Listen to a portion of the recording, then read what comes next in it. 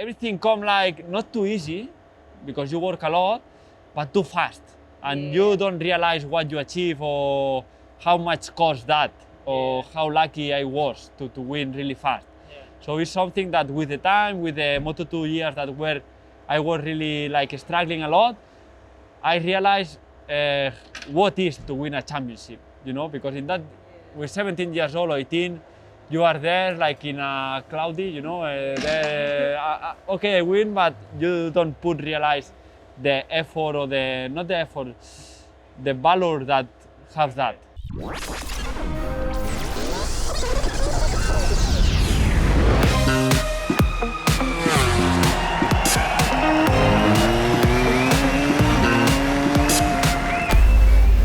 Welcome to Last on the Brakes, the MotoGP podcast, brought to you with a pile of pistachios on our table here today, thanks to the ever catering and caring LCR Honda team. You were just listening to a preview of today's show. That we have Alex Marquez with us today, so I hope you enjoyed that little preview. That's showing you what's to come later on. My name's Matt Dunn, alongside me is ever is Fran Wild. Fran, what an easy chat that was with Alex Marquez. What a nice young, lovely, down-to-earth fella. Yeah, definitely. I think it's always, like, obviously, Alex, really popular rider, and you know it's always interesting to get a bit more of a taste of away from the track, gaming, dogs, and also mechanics. Ask about that thing that he's always asked about it, but whether he likes talking about it, which is he's got quite a famous brother, and we wondered if he was a little bit bored of always getting grilled on that. Yeah, probably worth noting actually at this point that if you have come here for obviously more insights on Marc Marquez. No, this is a podcast about Alex Marquez, but we do ask about how Alex feels about getting asked about Marc Marquez, which is ironic given that we then actually technically asked about him, but then we kind of didn't. But it was fine. His answers were really fascinating, and also a couple of things I didn't expect. His opinions on how quickly some young riders are progressing through the ranks and how he thinks. I like these perspectives at the moment. There's quite a few hot topics on that at the moment, aren't there, with Pedro Acosta, Raul Fernandez, etc. And then we've just had sort of the Dovi show in recent years, showing the exact opposite with so much experience, blah, blah, blah. Always an interesting one, and always nice to get some different perspectives. Quite right. But so... Today, we do not actually have a question of the week, do we? We have a statement of the week. Yes, a statement is, many thanks, Craig Lowe, Hey Mike Falcone, or Falcon with an E on the end, and Cheeky McFly, Falcone. Because we did ask you last time out with the Akiai podcast to send us your quickfire question suggestions, and you guys really came up trumps. So thank you very much to you guys for sending those in. You'll see what those are right at the end of the interview. So thanks very much, you guys, once again. Yes, really good stuff. So, are we ready to... Yep, rock and roll. Get rocking and rolling then? Alex Marquez, look out for the moment that a helicopter interrupts us. Yep. And yeah, there was no other real outtakes, were there? So let's just I get don't on know. with it. I mean, there's a bit of faff at the start, but we'll probably have cut that out for you. Probably. So. Anyway, see you after the show. So, Alex, welcome. Thank you. You I feel too important here. Yeah, right. Welcome to this interview. What makes you a great fit for this role? No, so we obviously talked to you in 2019, we were thinking earlier, when you were in Moto2 before MotoGP, now you're a podium finisher in the Premier Class and everything. But for today, we'll start and we'll just ask you the easy question. Okay. How's it going? How's the atmosphere now, riding in Luccio's team? Is it a bit different to last year? How are you feeling in 2021? Good. I mean, the atmosphere is so great. It's true that we are not in our best situation, or the situation that I was imagining a little bit before to come here. I mean, to be a little bit like in a better way, but the atmosphere and the feeling and the relation with the team is really good. I feel really comfortable from the day one. So, you know, I'm like not enjoying because the results are not good, but I'm enjoying with the team and this, so yeah, I feel really great on the team. We spoke to Lucio in Qatar too, the Doha GP. Yeah. And he seems like as a rider, he must be great to ride for. Has that been the case? What's he like as a boss? Yeah, I mean, he's so passionate. So he gives all his time and all his power to the team. He's always making some event with the sponsor and this. So his life is 100% for the motorcycle and for the MotoGP. That's cool. So how is it different then? Because you had quite a whirlwind situation when you came into MotoGP. It was like suddenly, like, okay, Jorge Lorenzo's retiring and Marquez Rosal Honda. It must have been quite a kind of sudden switch from like only a little bit before you're like reigning Moto2 world champion and then whoop. Now do you feel like you're a little bit more settled in MotoGP and kind of know what you're doing and feel a bit more? Yeah, sure. I mean, in the beginning was really strange because, my feeling and my contract was signing for ride in 2020 for Moto2, Yeah. So after winning the championship, all the situation in Valencia, Lorenzo retires, then on the contact to me and this was like, I was in the beginning in the first, for example, first two tests, Valencia, Jerez, I was a little bit out in my head because I was not ready or not. My mentality was not on MotoGP on that time. It was on Moto2 to prepare. It must be a bit crazy. It's literally like, okay, and then tomorrow. Yeah, exactly. The biggest thing you've ever been working for ever. It was really strange, to be on the motorhome on Monday after the Valencia GP, and we were in Spain. So, we have the TV on with all the news and this. All the day I was on the news, brother Marquez, all this, so it was really strange. Bloody hell. Helicopter's coming over.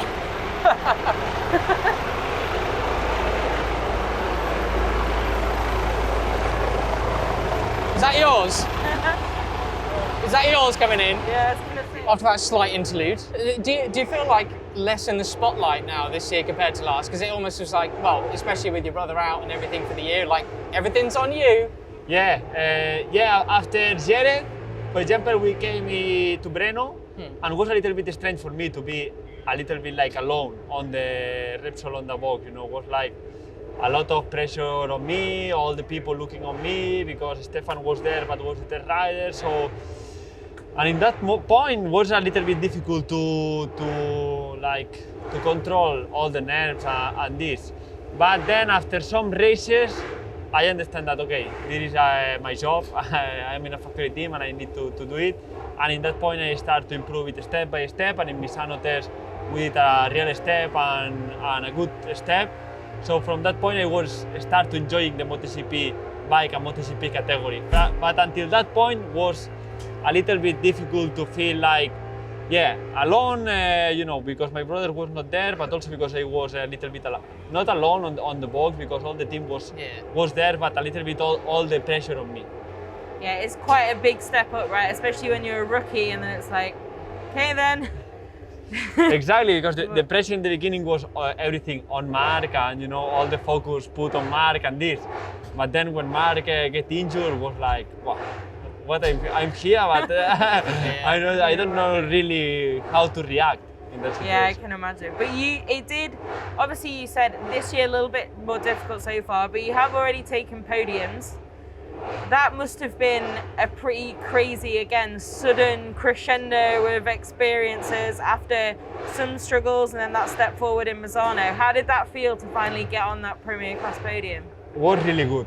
And honestly, the one in Aragon was amazing and unbelievable because nobody expected this, first of all. But during all the weekend with the team, we were like putting all the pressure there, and so maybe we can make a good job, not on the podium, honestly, because I was starting from 11 or 12 or something like this. So, but to be in the top 5, the rhythm was there. But when I was in the podium and this, nobody expected, it was like a surprise, I think, for everybody and for all the fans also. But it was really, really nice to make that podium and a little bit to put away a little bit of pressure or comments or negative comments. Because I suppose like after you get that kind of wet podium in Le Mans, right? Everyone's saying, great, hey, congratulations on the podium. Can't wait till you get one in the dry.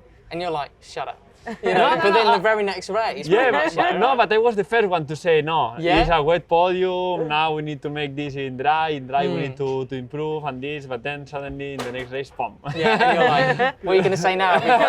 But I was the first one to say no, calm. It's wet. Everything happened. This and this. I was feeling really good, but on dry we need to make that. You must really like Aragon then, in the dry and stuff. I love it now. Yeah. I was already loving that track, and the layout is really enjoying. I did a lot of tests with the Moto3 and Moto2 there. It's really close to my home also. But it's one layout that when you have the feeling and when you have that flow, it's really nice.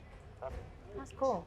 Okay, well, this is the podcast where we do ask you a little bit about the track, but we also ask you a little bit about you and kind of away from the track. One thing we've especially had to notice recently is your dogs. Yeah. We want to ask you about them. Yeah, like. How do you keep up with them? They're incredibly cute. How did you make that decision? Is it as amazing as it looks on the internet? Photoshop. No. I'm really lucky with that dogs, honestly, Stitch and Shira, because they are dogs that you can take it for run, not on summer, but on summer all the dogs are with one gear less. Now they are like in another mood, Yeah, exactly. Same in the midday after lunch. Okay, we go. They are there watching you and say no, please. So yeah, really nice, and they are dogs that can be at home. You can put on the mountain and walk 10 kilometers. That they will be there. So yeah. They got little legs though, poor little sausage. Yeah, I was going to say, how do they keep up with you? But they're unbelievable. I ran tall, with them 8 kilometers, and they were there on winter always, with the fresh and this. But they were there, and we arrive at home. I say, okay, I stop 8 kilometers already. For me, it's okay, and for them, more. I arrive at home, and they are there playing all the time. So I say, okay, next day 10. No, I can do it. But I'm surprised. I've never seen this with like little sausage dogs. Yeah. Very cute. It's like sausage, but it's the mini one. So that Even mini Dachshunds. smaller. Even smaller. It's not the standard one, but even the Canichen is even a little bit smaller than my cousins and my grandfather have one. Okay, that's cute. Have to say they are my favourite breed of dog. I was like, yes. Yeah. So what was All it? the dog I guess they content. made quarantine a bit easier and things, right? Completely. Yeah. Completely different, and at home also going out a little bit from house and coming back fast. Especially in Spain, because you were allowed to leave Yes, to walk with the dogs, dogs, right? just with the dogs. But I was not all the day there around. Good job they can go 10 kilometers, isn't it? Exactly. But one thing we also wanted to ask you, when we spoke to you in 2019, you said that growing up, you loved doing the work on the bikes, being a mechanic and things like that. Very curious now, you're a factory MotoGP rider. Is that something you're still quite passionate about? Yeah. Yeah? Do you kind of do anything at home, like any projects or Yeah, mess about with stuff? No, because I will love it to do it, but the time is a little bit always too close, and we are training at home, and when you arrive at home, the power is already gone, a little bit from bicycle or gym or this. But yeah, if I can help my father making something on the bike, and this is something that I love it, and it's something that I did like that I will do like a hobby or something when I will retire, something like this, because it's something that I like it. Nice. So to repair some bikes, some old bikes, something like this, projects like this, I like it. I think that's something which maybe the fans at home don't quite know so much about you. Do you have so when you're actually, obviously a MotoGP bike, a completely different animal, but do you think it's quite important to have that working understanding of how a motorcycle works in order to give feedback to your team to work on the bike? I don't know, because I think some riders, they are like, don't know how to, take out the air filter from the motocross, but later they are really fast. So this is something that, I like to know a little bit from the bike and how it's working, everything and this, because it's something that I love it, the sport. But and I'm really interested to know this. But I think later to speak about, to put some inputs more, I think it's not really important. I just ask a lot of things and this, just because I want and I like it. Awesome. That's cool. So the other thing that we know you like is gaming. Yes. A little bit. You were the inaugural race winner in the MotoGP esports thing we had in quarantine last year. Yeah, Mugello was the first one. Yeah, Mugello. See, remember. First of all, for me, how do you go so fast on that game? Because I can't do a legal lap, even as a Red Bull rookie. I'm awful. I mean, practice or? Yeah, practice, this for sure. But not now, from when I was young already. Really? Okay. Yeah, my fathers, they are always open on that, via PlayStation or on gaming and things like that. Not all the day, but they were open to make things cool. and all that. So, yeah, but honestly, I was not the fastest one. But for example, in Mugello, I was the one that I crashed less. There was some drama, no? Yeah, exactly. Taka also caused quite a lot of drama. But this was in Austria. Yeah. I remember, that's basically what I remember most from that is you and Mark yelling at Taka. Yeah, because it was him 2 times, me and one to Mark, or two to Mark and one to me. So would you say you're more an outdoorsy or indoorsy person? You play when you're in free time. You're playing games all the time, or or do you prefer your training outdoors? No, but I mean, when I finish to train everything and I have some relax, like 1 hour off, something like this, I go to gaming or this. Now in summer, I prefer to be on the swimming pool or something like this, you know. But if not, I play a little bit on Call of Duty now, a little bit with friends and this. So we make like teams in the Warzone and we play a little bit. But yeah, I like to spend just 1 hour with the mobile off and just playing. Yeah, I feel you. Has anyone ever like recognized you online? You know, yeah, do you get like random people like, oh my god, is that Alex Marquez? Maybe yes. Yeah, okay. Because they know my name because I did also the MotoGP races with that name. With your actual sure, they kill me and they say, no. Nice. It's kind of nice though, isn't it, with gaming, I find, to connect with people if you can't go and see them or whatever, if you can both just go online for an hour, talk random stuff, maybe kill a few people, you know, do a few laps. No, it's nice also because we have like a schedule. Like 8 to 9, something like this before to dinner, we connect always the same one and we play as a team the same one. So yeah, it's really funny on that, or from 7:30 to 9, something like this if we have more free time. But always we have that time that is all the day if we don't have nothing to do, it's something that we need to be there. That's cool. That's a good way to stay connected through your friends as well. I guess obviously it helps during lockdown or anything, right? So are you as competitive in that as you are on track, or do you find it's like a little bit more chill in personal life? More chilling. Yeah. More chilling. I'm not really good. For example, on the Call of Duty. That sounds more like you're saying you're not good enough to be competitive. Exactly. I'm not enough, you know. So yeah. This is me on FIFA. I'm so bad. I just have to take it and just be like, well, it's just for fun. Exactly. So you have that insight, but you say, okay, that's it. I leave it. Awesome.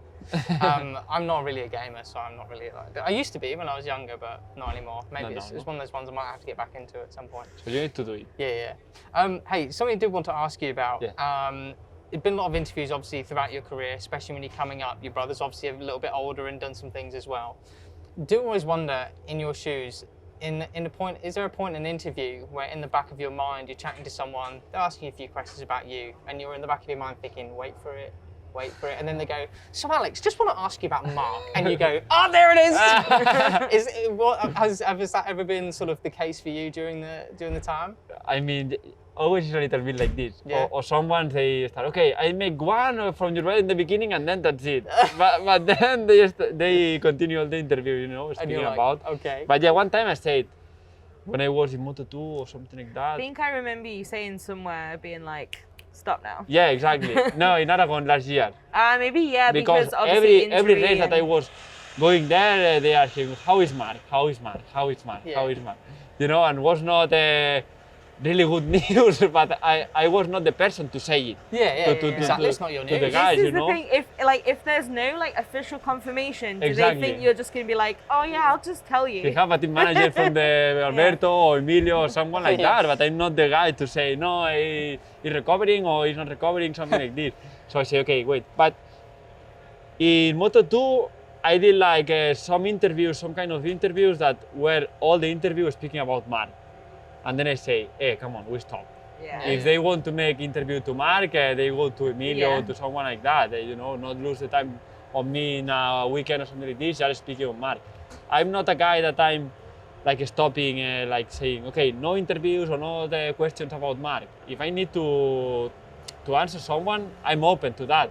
But not 20 interviews just speaking of Mark, you know. So just an hour is like so. Exactly, and repeating always the same, you know, because they want many times the interviews one-to-one, and many times you are like, it's like repeating the same in all the interviews, you know. So when we're speaking about Mark during 20, you say, hey, come on, stop. Exactly. But it's the life, it's like this. You know, when you have I guess you've had the good parts from that as well, right? You have like advice, support, and training and stuff, so you can be like, okay, a little bit, but then. Yeah, no. I say also, I'm really lucky to have him here, and and to share with your brother the passion. This is really lucky and train all the day, but we have like different ways, or not different life. Yeah. Really close Of course, to one to him, but here in track we are two different persons, and both each try to go his own way and try to make his work. It's like this. Do you want to we got a couple of quick fire questions to ask you before you let you go, but just on that note, just wanted to follow on to a similar topic, like just asking about motivation and day to day. How, obviously the main motivation is I want to be MotoGP World Champion. I mean, that would be amazing. Moto3, Moto2 and MotoGP World Champion, that's the ultimate goal. But do you enjoy being a professional motorcycle racer? Do you get up in the morning like, yes, I got to go train today, and then I go to the track next week, this is going to be great. What is your experience That like? sounds like literally like a 70s Hollywood movie. Exactly. Yes! I mean, it's not always nice, like not a nice. It's some days that you want to rest. Yeah. And you're rest, but then if I stay at home, after 1 hour, 1 hour and a half, I will say, I need to go. You know, just 1 hour on bicycle, just easy, but I need to go. Yeah. Then you go. But for that reason, if I have Mark with me, that we are always together. Come on, we go. Oh, I'm tired today. Come on. 1 hour, 1 hour and a half. That's it. We come back, and then it's something that really. But me, I never lose the motivation to work on at home or something like this. It's true that when the results are really good, it's so easy to keep the motivation. Yeah. But with bad results, I never lose the motivation to work and to be stronger and to make everyday gym or bicycle and this. It's something that the day that I will lose that motivation will be the day to stop, you know. But at the moment, I'm happy in this mode of life to be tired nearly all the day. But I like it. It's something that I really like. I guess you kind of done that through Moto2 as well, didn't you? Because in Moto3, you kind of arrived, your first wild card or one of the first ones, you're immediately kind of near the front. Yes. Moto3, race win, champion, Moto2. I guess you're now used to, okay, every day, learn something more, do something more, kind of in that groove of how it is really. Yeah. Rather than kind of what we've seen with like Pedro Acosta, where it's like, everything's great, but that's not how everything will be for a 20-year career. Honestly, to me, that arrives to Moto3 to make a good result fast, first year make a lot of podiums, and second year win, doesn't help really a lot to me, honestly, because I was not like putting everything come like not too easy, because you work a lot, but too fast, and you don't realize what you achieve or how much cost that, or how lucky I was to win really fast. Yeah. So it's something that with the time, with the Moto2 years that where I was really like struggling a lot, I realized what is to win a championship, you know, because in that, with 17 years old or 18, you are there like in a cloudy, you know, okay, I win, but you don't realize the effort or the valor that has that. Yeah. I can imagine it's like a whirlwind. You know, people are just, one person like, Alex, you need to come here, Alex for this, and then others are, Alex, come here with Mark, and you're like, oh my goodness. Exactly. Something that. And at 7, how old were you when you won the Moto3 championship? 18. Yeah, so at 18 years old, you're still developing as a human being Exactly. outside of the racing. You know, you're like, I need my space, guys. Exactly, and you're world champion. In that point, maybe you don't put the foot on the floor in the moment that you have, and you arrive to Moto2 and you think that will be easier like Moto3. Not easier, but in the same way, you know, to arrive and you are far from the beginning and everything, and the life is nice. But then I had like 2 really difficult years that honestly were the 2 years that I learned more from the World Championship and this, you know, and from human side and all this. Was really, from the personal side, really important that 2 years. That's really cool. It feels sometimes like the step from junior world championship as it is now to Moto3, it can be quite big, but the step from Moto3 to Moto2 as it was then comparatively is so huge. And some people, I think, expect you to just be like, boop, boop, boop, boop, boop. Yeah. And it's not.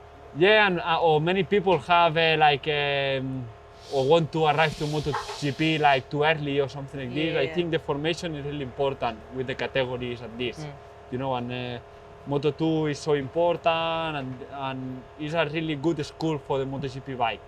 It's true that now we are showing many rookies in Moto2 that they are fast from the beginning, but for example, when I jumped in 15, the category were really different about that, with the suspension, white power rollings, or all that. That was a big casino in the beginning. But now that the bikes are so similar, from Moto3 to Moto2, you can be fast from the beginning if you are in the right place with the right bike.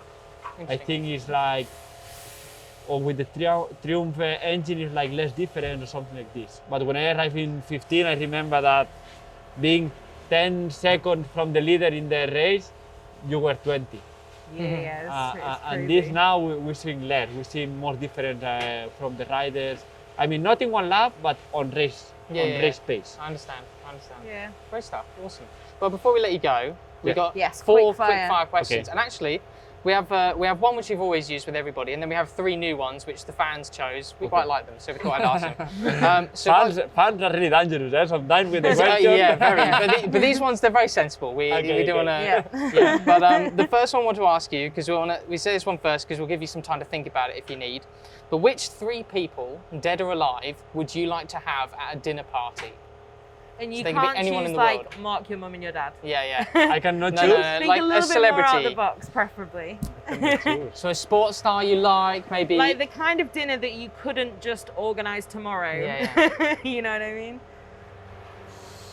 I mean, I will not choose any famous guy because I prefer the really friends Yeah. and have the confidence, you know, That's cute. Yeah. to make some big party or something. Of so course. a funny lunch, you know Yeah. what I mean?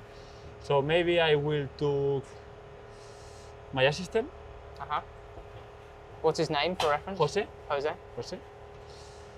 If I cannot choose Mark or this. Difficult, these 3. And you're not even choosing celebrities. Yeah. The brother of him, Jose's brother. yeah, Miguel. Yeah. He's really funny, and he know me when I was 7. Oh, really? So yeah, I was really close, and he's a guy that you can laugh like hell. And the third one,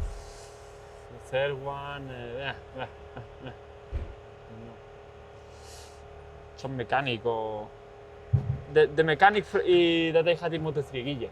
Guille. Oh, yes. Okay. Cool. Yeah, we know Guille. He's still with Mark VDS now, isn't Yeah, he? exactly. Yeah. Awesome. Good answer. Cool. Okay. So next one, what 3 circuits would you combine to make your ideal racetrack?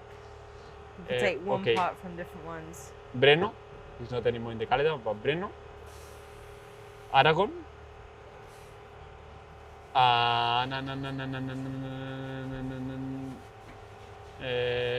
Jerez. Jerry. Okay. Cool. That's cool. Next question. Is there a person who has helped you get where you are today, which you don't talk about much in the bigger impact that they had on your career? So obviously everyone goes, oh, Mark would have helped you, your dad, your mum. Anybody else? Such shade there and your dad. I speak a lot with about Emilio, Mm-hmm.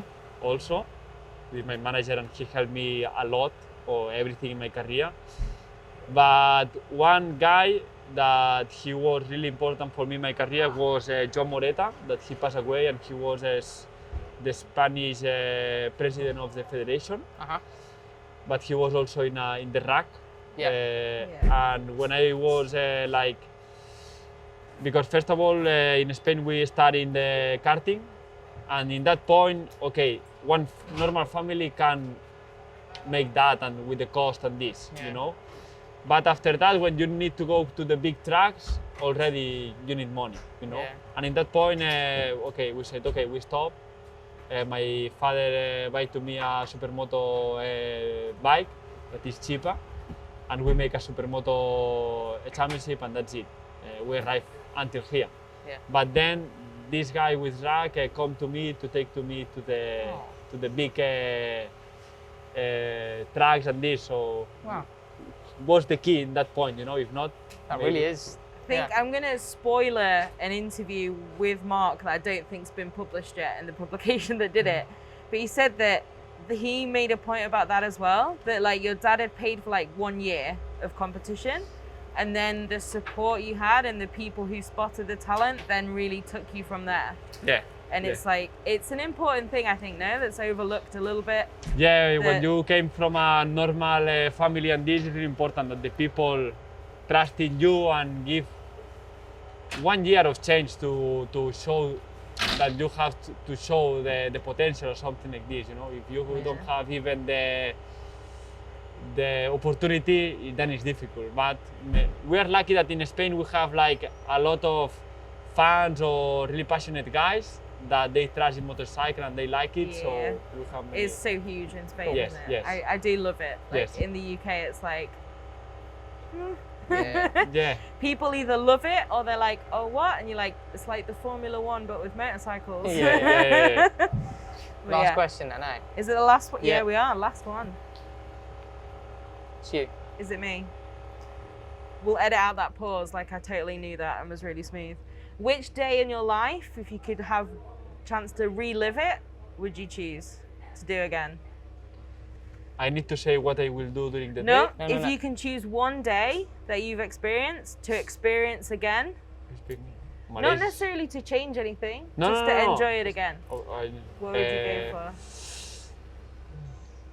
I'm close about two, that is Valencia 2014 or Malaysia, but Malaysia I enjoy it quite a lot. I cannot say that I didn't enjoy it. So maybe more Valencia. I guess because To what come you back- said before, right? Yeah, to come back with really- more experience and to enjoy that moment a little bit more and to put my volume in that day. Nice. That's cool. What a great answer to finish on. Yeah. Yeah, I Amazing. really appreciate your time, Thank Alex. you. Thank you Thank very you much. to you. Yes, Thank thank you. You can go and cool off now. And, Yeah. Yeah. Go and have a bath Thank or a you so shower. much. And yeah, hope Thank you have you. a great weekend. Thank you so Thanks. much. Thank you. Thanks. So hope you enjoyed that, as always. We certainly did. Bit of a different one, I think, this time. Not so deep. Bit more No. relaxed, getting to know the person rather than being like, you know, so what do you think about this psychological thing? Good couple of things. I think But some people nice and fresh. listening would like to write an article about those. For Some sure, real for good quality perspectives from Alex. Big thanks once again though to Craig, Hey Mike, and Cheeky. Yeah, for those questions. I hope you enjoyed that. The dinner party was very low-key. Yeah, well. very Enjoyed quiet. that. But Alex loves it. Like he wants to chill playing games with his mates, as we found out. Why not? Yep, So absolutely. we can actually tell you who's coming up on the show next time, because actually it's going to be the last one before we have a little minor break through the summer break, just a few weeks off. We'll be back with a bang. This is the last one before we then the one that's going to preview So to now we're Austria. just going to tease you and Yeah. not tell you anything. Well, no, we are. It's with Brad Binder. So we're recording it in Assen with Brad Binder, and then it's going to be released. And as you can Before tell, that. we discussed in detail how we would announce that to Yeah, you. so there we But go. no, yeah, it will be Brad Binder next time. Hope you enjoyed Alex. If there's anyone else that you've not heard us talk about potentially speaking to in the future, or if you've not seen an episode with them, as always, get in touch and let us know who you want to hear from. Any topics you want us to ask him about as well, within reason. And yeah, anything you want to tell us, use the hashtag MotoGP podcast, comment, etc. Be kind, but be honest. We're going to enjoy some more pistachios, and we'll see you next time. Ciao for now.